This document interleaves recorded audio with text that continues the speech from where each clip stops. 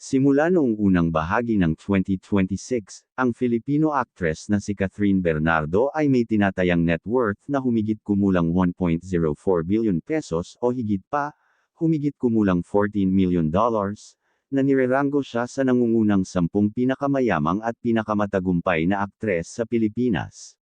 Ang kanyang kayamanan ay nagmumula sa mga blockbuster na pelikula, top-tier na brand endorsement, at matagumpay na mga negosyo. Siya ay kinikilala bilang box office queen ng kanyang henerasyon sa kanyang pelikulang Hello, Love, Again na kumita ng halos 2 billion pesos sa buong mundo, na nag-ambag sa kabuuang karera na mahigit 3.9 billion pesos. Nananatili siyang kabilang sa mga Filipino celebrity na may pinakamataas na kita, na may average na taunang kita sa mga nakaraang taon mula 177 million pesos hanggang 554 million pesos. Mataas ang bayad niya para sa mga partnership ng brand, na may mga ulat na nagmumungkahi ng humigit kumulang 35 na milyong piso bawat pag-endorso at 400 na libong piso bawat araw ng taping para sa mga proyekto. Nag-invest siya sa iba't ibang negosyo, kabilang ang Cat Nails ng KCMB. Mula March 2026, ang kanyang negosyo na Cat Nails ay patuloy na gumagana, na itinatampok ang Mirror Nails bilang isang nangungunang trend. Kasama sa mga na-update na sangay sa unang bahagi ng 2026, ang SM Fairview, SM MOA, Robinsons Galleria, Robinsons Manila, at Market Market. Ang salon ay nag-aalok ng uso, malinis, at kaakit-akit na mga serbisyo sa kuko. Isla Amara Boutique Resort sa Palawan. Ang resort ay co-owned ni Catherine at Piolo Pascual, na isang 42-room Filipino-inspired boutique resort na matatagpuan sa Layo Beach sa El Nido, Palawan. Nagtatampok ito ng L-shaped na istruktura sa paligid ng pool, restaurant, at nagbibigay ng malapit na access sa beach, na may mga kwartong nag-aalok ng maaliwalas at modernong tropikal na aesthetic. Glow Up Beauty Lounge. Ang Glow Up Beauty Lounge ay isang premium na nail and lash salon na pag-aari rin Catherine, na nagsisilbing isang mas marangyang brand ng kapatid sa kanyang unang salon venture na Cat Nails ng KCMB. Nakatuon ito sa mga dekalidad na serbisyo sa pagpapalayaw, kabilang ang mga espesyal na manicure, pedicure, at eyelash treatment, na may mga branches sa SM Fairview, SM City Grand Central, SM North EDSA, SM Baguio, and Robinsons Galleria. Ang Empolo Manila ay isang premium German fashion sanitary wear brand sa Pilipinas, na opisyal na binuksan noong September 2025 ni Catherine at ng kanyang pamilya. Matatagpuan sa showroom ng Materialink Enterprises Inc. sa East Square Building, Ortigas Avenue, San Juan City. Nag-aalok ito ng mga high-end na sanitary ware, smart toilet, at bathtub, bukod sa iba pang mga business ventures nito. Pinag-iba niya ang kanyang kita sa pamamagitan ng sarili niyang kumpanya ng produksyon at, noong huling bahagi ng 2025, ay iniulat na lumipat sa isang high-end na luxurious property, na nagpapahiwatig ng malaking akumulasyon ng yaman. Nagmamay-ari siya ng mahahalagang ari-arian, kabilang ang mga luxurious condo at bahay. As of 2026, naninirahan si Catherine sa kanyang nakamamanghang dream home sa Antipolo City, na nagsagawa ng basbas nito noong April 2024 at nagtatampok ng kakaiba, modernong kontemporaryong disenyo na may parehong slide at elevator. Ang multi-story residence, na itinayo sa loob ng ilang taon, ay nakatuon sa kaginhawaan ng pamilya at idinisenyo ng arkitekto na si Don Lino, na may interior styling ng Neat Obsessions.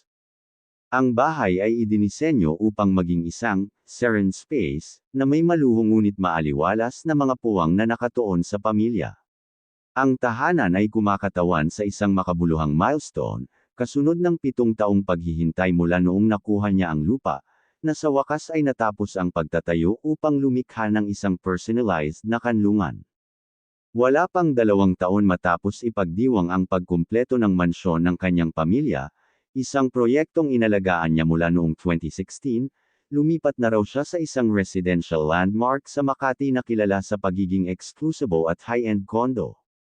Ngayon, si Catherine daw ay nag-uukit ng sarili niyang private space sa Juan Rojas Triangle. Namumuhunan ng husto sa remodeling para gawing sanctuary niya ang unit. Sa itaas ng mga ito ay ang hinahangad na sky units, na natatakpan ng mga penthouse, 7 sa kabuuan, na may 4 na B-level na layout at 3 malalawak na flat. Ang mga halaga ng mga unit sa pagitan ng 85 million pesos at 280 million pesos, habang ang mga rate ng pagrenta ay hover sa 200,000 piso hanggang 600,000 piso bawat buwan sa taunang kontrata. Marami din mga iniendorsong mga kilalang brand ng sasakyan ang actress, kilala rin siyang nagmamay-ari ng isang luxurious Lexus, na nagsisilbing patunay ng kanyang matagumpay na karera sa industriya ng entertainment sa Pilipinas. Nagmamay-ari din ito ng isang Toyota Land Cruiser. Bagamat hindi malawakang isinapubliko bilang isang napakalaking koleksyon, ang kanyang pagpili ng sasakyan ay nagha-highlight ng isang kagustuhan para sa premium, komportable, at nakaistilong transportasyon. Kilala sa kanyang sopistikadong panlasa, binibigyang diin ng kanyang pagpili ng sasakyan ng kagandahan at karangyaan, na angkop para sa kanyang pamumuhay at mga pag-endorso ng brand. Bilang isa sa mga may pinakamataas na bayad at pinakamaimpluwensyang aktres sa kanyang henerasyon, ang kanyang mga pagpipilian sa kotse ay madalas na naaayon sa mga high-end na brand.